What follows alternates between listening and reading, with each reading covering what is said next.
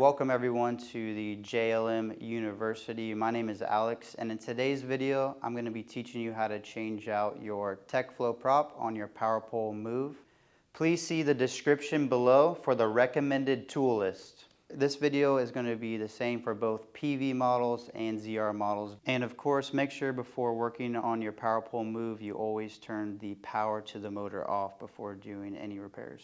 So the first step is going to be to take your 9/16 ratchet and loosen the prop nut. Now remember, we do not recommend using an impact during this step. Once you have it broken free with your 9/16, go ahead and take your finger and completely remove the prop.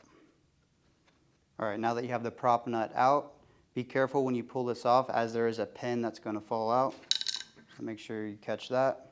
If the pin is still in place, simply remove it by hand. Now we're ready to reinstall the prop. First step, take the pin, line it up with the hole on the motor shaft. Once you have that nice and even, you're going to look on the back side of your prop and line up the shaft with the groove that's cut out. Take the prop, line it up, push it all the way in, and now you're ready to tighten the prop nut. Take your prop nut, get it hand tight.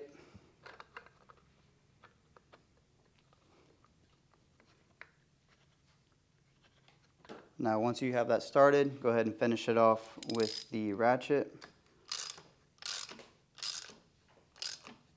And you want to just basically tighten this until it's snug, and ideally there's no play in the prop. So grab it, as long as it's nice and tight, you're good to go. And that's how you replace your TechFlow prop on your power pole move. Thank you for watching.